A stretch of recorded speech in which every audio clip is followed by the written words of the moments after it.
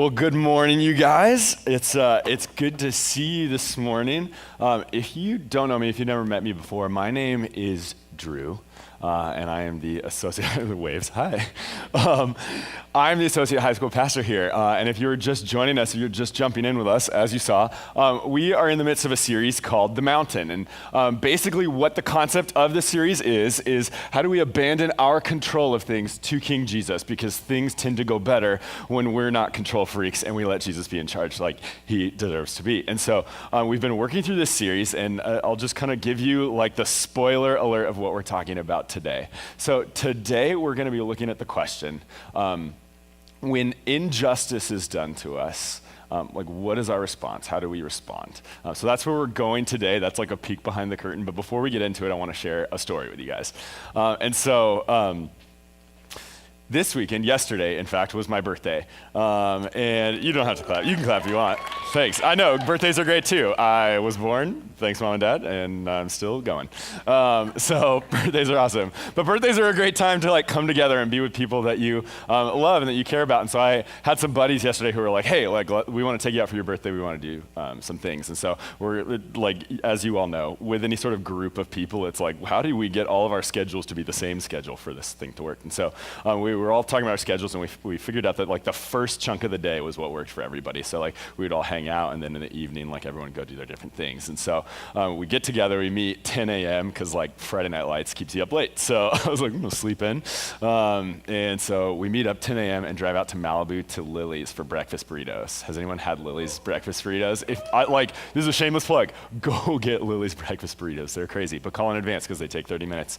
Anyways, so we get breakfast burritos. We're like bumming around Malibu and just like having a good time. And then the afternoon rolls around and everyone's kind of like ready, break, right? So and there's guys who are coming here to come to the Saturday night service in the main room. There's guys who are like going home to hang with their families. And two of the guys had tickets to this show out in Long Beach. And so we're like, all right, like let's go. One of the guys going to the show finds out last minute that he can't go. He's like, a thing came up, he can't go. And so he calls me and he's like, Drew, do you want to go to this show that I have tickets for? It's free. Like, I'll give you the ticket. You can go.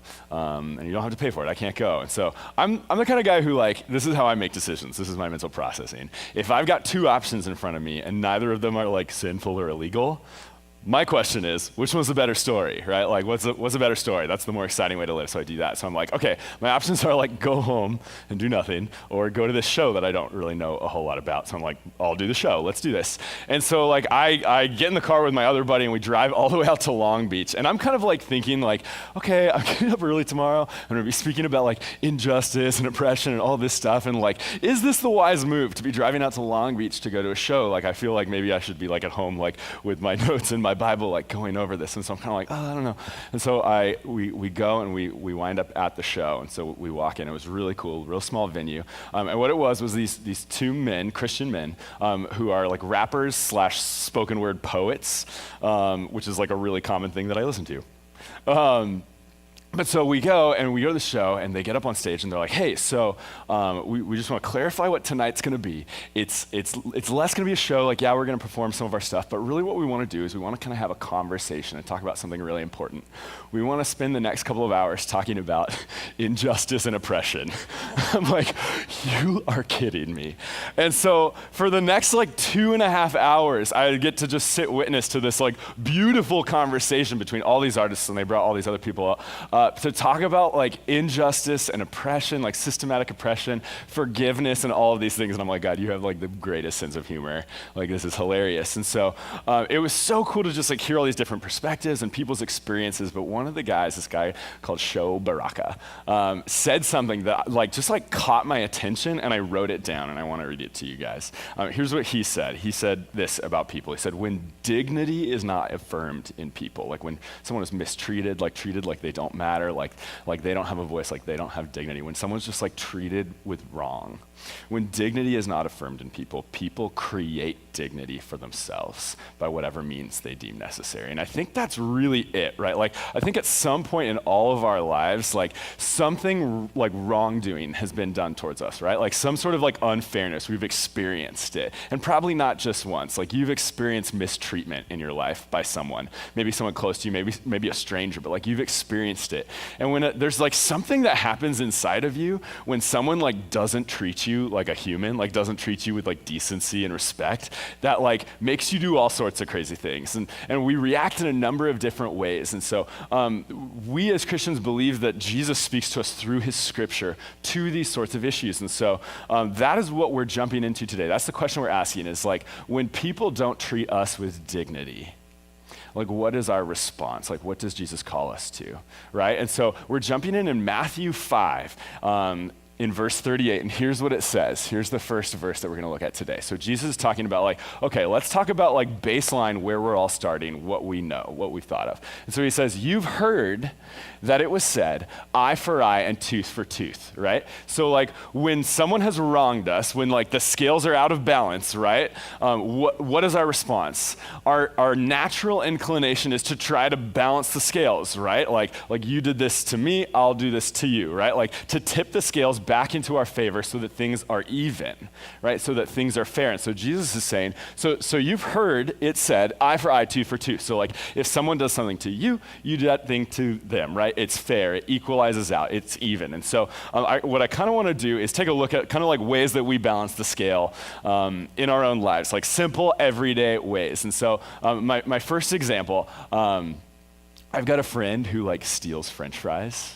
Like as a thing, like, you know, like you get your plate and like they take your fries. And so I don't want to embarrass this friend, so we're going to use like a made up name to talk about him. Let's call him Jacob Wood.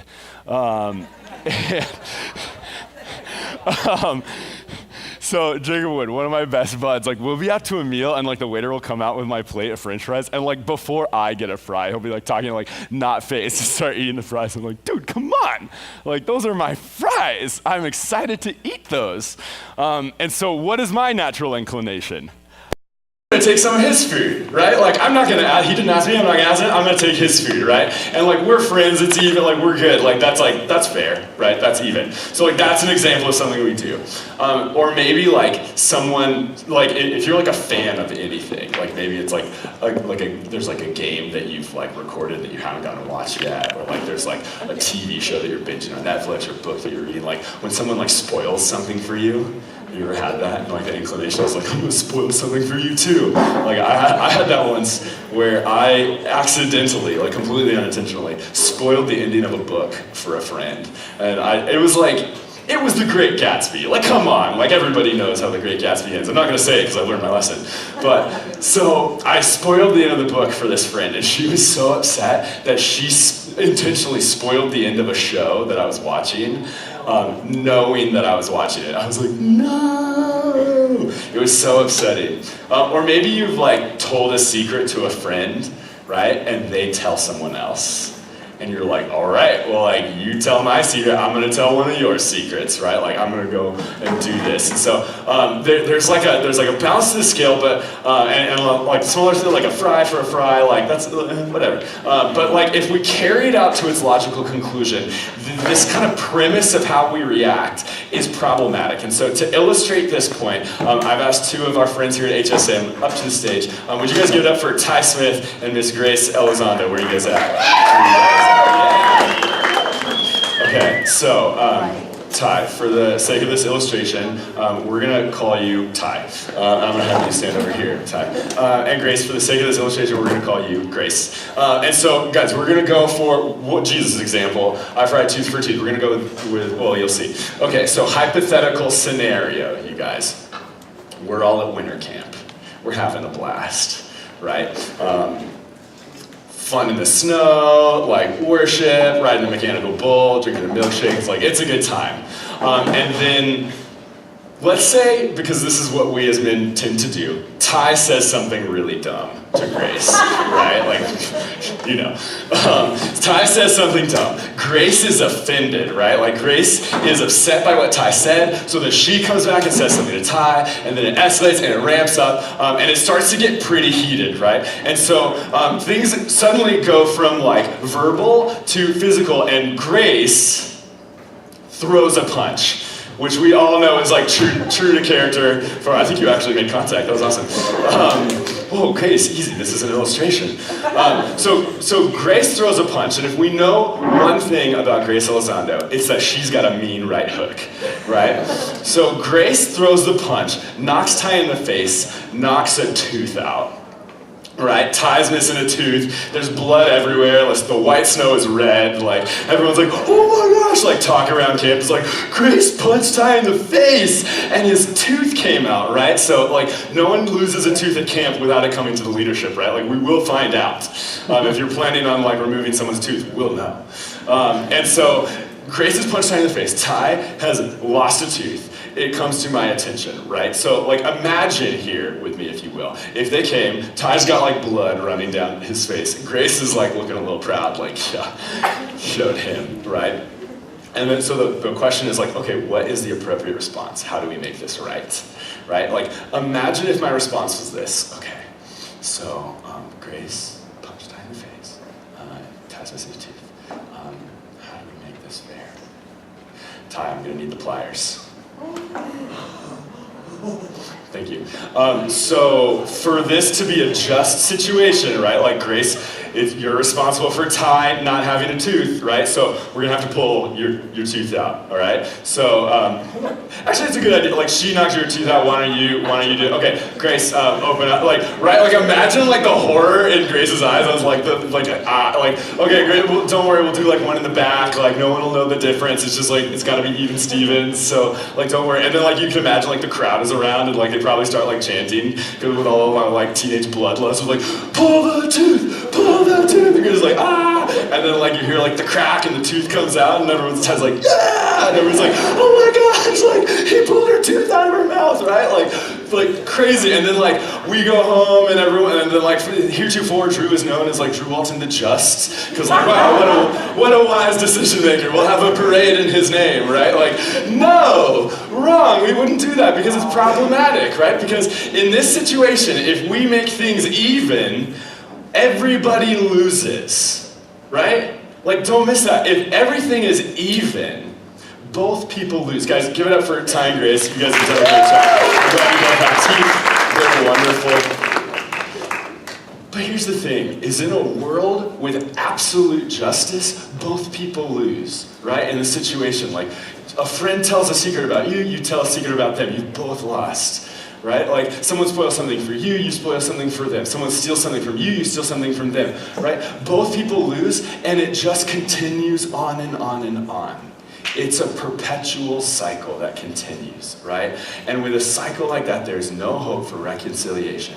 There's no hope for restored friendship. There's no hope of moving forward, right? And that's the logic of the world, is that an eye for an eye, a tooth for a tooth. It you did it to me, I did it to you. It's fair. Things need to be fair. And what I want to do today is I want to walk through, I want to look at what Jesus has to say about that. So to just boil it down to a real simple phrase, here's what I'm going to say Jesus probes us to do if we're followers of Christ. If you put your trust, you put your hope, you put the leadership over your life out of your hands and into Christ's hands, here's what he's going to say to you when someone wrongs you. Here's what you should do. Let's throw it on the screen. Don't get even. Get friendly. Right, I'll say it again. Don't get even. Get friendly. And here's what that looks like in practice. Here's how we're empowered to do that as Christians. Is if you are a Christian and you recognize your place in the line of command, and you know that you are someone who was made in the image of God, right? Your identity is you're an image bearer of God. It's God made you with purpose, on purpose, and you're the way that he wants you.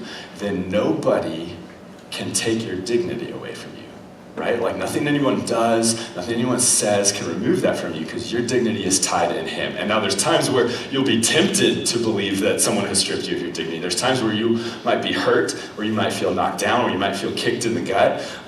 But your dignity cannot be taken from you because it is tied up in him.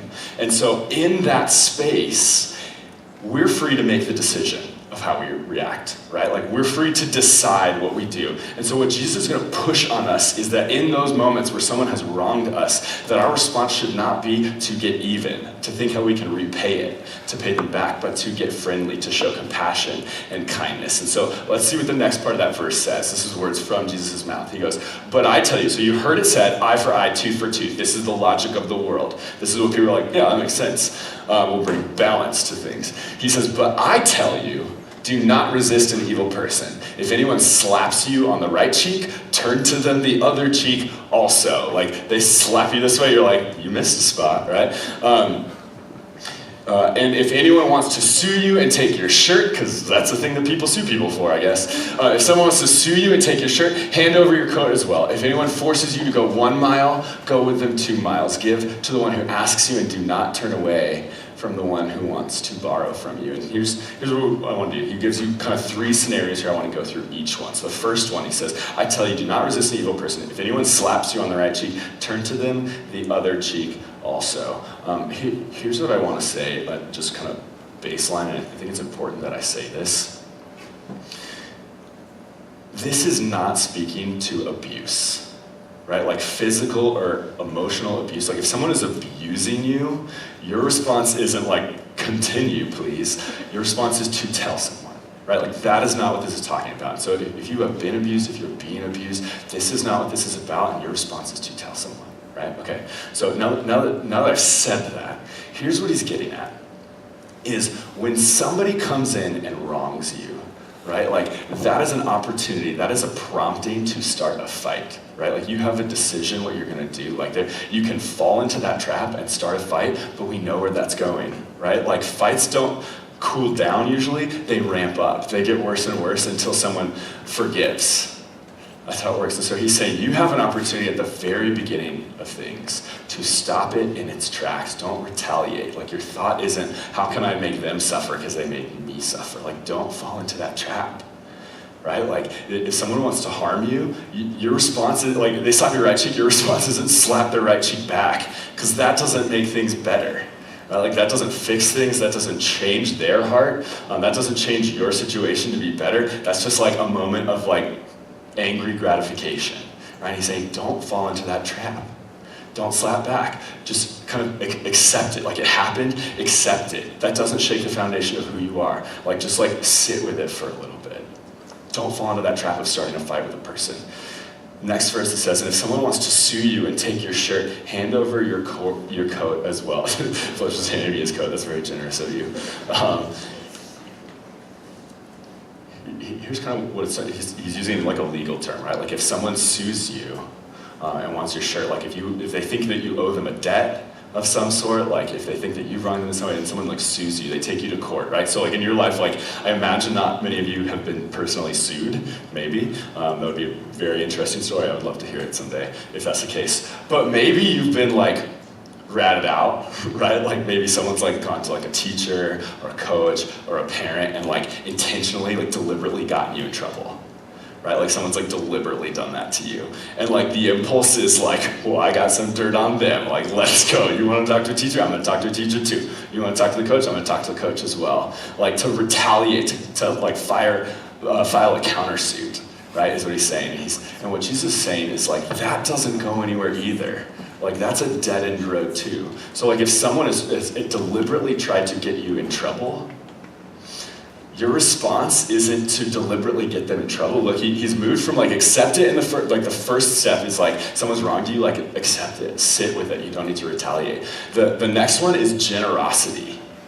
Right? Like there's this movement of like our behavior. So like the next wrong is like if someone's trying to like get you in trouble, someone's trying to take from you, and your response isn't to try to like hoard what you have, your response isn't to try to like get them in trouble or take from them, it's generosity. Right? He says if someone tries to sue you and steal your shirt, what do? You give them the shirt and you give them the coat as well. Right? Like to have a posture of generosity towards a person who's wronging you, that'll grab someone's attention. Like that'll like throw a wrench into this system of like self-perpetuating hate. So he's like, you move from acceptance to generosity. Then the next step, it says, give to one who asks you, oh sorry, I skipped one. He says, if anyone forces you to go a mile, go with them 2 miles. Right? And so that's like, if someone is like forcing you to do something you don't want to do, right? Like I think that a lot of us do this every day of the school week and some of the weekends, like homework. Right? Like, raise of hands. Who would throw a party tomorrow if there was no more homework? If it was made illegal? A lot less hands than I expect. Really? You guys love homework? Like, we can start giving you homework here today, so that we won't do that. We absolutely won't do that. But like sometimes there are things put on you. You live in a system where you just have to do what people tell you to do. And sometimes it's fair, sometimes it's not fair. Now, I'm not trying to like start a rebellion against your teachers with homework. Anyways. But sometimes you are made to do things that you don't think are fair, that you don't think are right, that you would rather not do. And what he's saying here is like the posture isn't like do the bare minimum or like fight the system. If the thing that they're making you do isn't sinful or illegal, what Jesus is going to say is like do it with a joyful heart and go above and beyond. Like do more than has been required of you. Like that'll get someone's attention. Like that will stop someone in their track and make them go like, wait, what? Like what's going on? And so what we see in this scripture is Jesus pressing us from a place of retaliation in a flow from, here we have a slide for it, let's throw it back up, from accepting your situation to stepping into being generous with that person, right? And then to stepping into loving that person, or at least acting in a posture of love. And for us as Christians, like that is the movement, that is the direction Jesus is pushing us from accepting a situation to generosity, to giving people what they don't deserve, to loving that person, like loving your enemies. And so here's what he says, how he wraps up this thought, this idea in this chunk. He says, give to the one who asks you and do not turn away from the one who wants to borrow you. And that's like the complete like shift of the situation, right? Like there's a person who's like wronged you just deliberately and you respond with acceptance. There's a person who's tried to take from you and you give generously. And there's a person who's like tried to make you work with them and you've worked with them joyfully. And then it moves to, notice the shift. In this one, in this scripture, it says, give to the one who asks you and don't turn away from the one who wants to borrow from you. Now the person's asking for help, right? Like rather than trying to oppress, rather than trying to work with, they're asking you for help. Right? Like you see the shift in the relationship that's not possible if you retaliate with hate, with wrongdoing, with violence, with punishment. Like that shift doesn't happen if that's your next step. But if you move in this direction that Jesus is pushing you, that's possible, right? And that's a window for the gospel. Like that's how Jesus works through you. Okay? And so we move from acceptance to generosity to love. And excuse me. So now Jesus has been talking about kind of actions, like how do we act in practice, like what do we do with our like hands in physical space, like how do we interact with the person. Now he's going to move on and talk to our hearts and like how do we feel about people when they've wronged us, when they've been unjust to us. And here's what he's going to say in verse 43. He says, you've heard it said, love your neighbor and hate your enemy. Makes sense. If they're your enemy, you hate them. If they're your neighbor or your friend, you love them. But Jesus says, but I tell you, love your enemies and pray for those who persecute you. Now, this isn't rocket science, right? You think about it, it's the most natural thing on earth. Like the people who are good to you, you're good to them. The people who are bad to you, you're bad to them. You love the people who love you. You hate the people who hate you. And here's the thing is, in fact, he says the people who you love, he says you love your neighbor, right? Like what is a neighbor? Like we hear neighbor and we think like the person who lives next door who I like never talk to, but like when I think of a neighbor, I like imagine maybe borrowing sugar one day, right? Like that's not what he means. It's like the people that you are close with, the people that your life rubs up against their life, like you're in each other's life, you know them, right? Like it's easier to love somebody who's in close proximity to you, who you interact with, who you have to try to understand. Right? Who like there's an interplay of relationship. And it's easy to hate someone who you've othered, right? Like your enemy is someone who you keep far away, you don't interact with them, you don't get to know them. Maybe your interactions are like kind of like little passive aggressive battles. Like you'll be like in a space and like say a mean thing and then walk away and you're like, that was good. Like the enemy you other, you keep them over here. The neighbor you keep here, and it's easy to love like that. It's easy to hate someone you don't know, and it's easy to love someone you do. Right? And in fact, the more you get to know people, the more you hear their stories, like love becomes a more natural response. I don't know if you've heard that, but like when you hear what's really going on in someone's heart, like it's really hard to hate them, right? Like when you understand someone, like why they do what they do, it's really hard to hate them, right? And so that's what Jesus is moving us to. And so there's a quote, there's a man named C.S. Lewis. He was a very famous, very popular Christian theologian. Sometimes we quote him because we're a little C.S. Lewis happy, Brian and myself. But here's what C.S. Lewis had to say about loving your enemies. Let's throw it up here. He says this, he goes, "Do not waste time bothering whether you love your neighbor. Act as if you do. As soon as we do this, we find one of the great secrets. When you are behaving as if you love someone, you will presently come to love them." And I think we get caught on love sometimes as a feeling and not an action, right? Like we get like, love my enemies. Like, how do I do that? Like, that's not just like a switch that I can flip and I'm like, oh, I feel great about you. Thank you, can I have some more oppression, right? Like, that's not a shift that happens. But what he's pressing us to is act as if you love them. And that's not like be fake and like pretend that you feel great about them. That means like, what are the actions of love? Like kindness, generosity, compassion, like giving, sacrifice. Like these are the actions of love. Like these are the context clues that love exists, right? And what he's pushing us towards, what Jesus is pushing us towards is like, do the actions of love towards your enemies and the heart will come. Right? Like when you act with compassion, with generosity, with acceptance, with love, like the feeling will come. But sometimes what it takes is muscling up and acting like a person who loves, right? And we do that on behalf of Jesus. And so let's finish the scripture and what it says here in verse 45. I'm gonna throw it up here and read it to you. Sorry, Nick. No, that's it.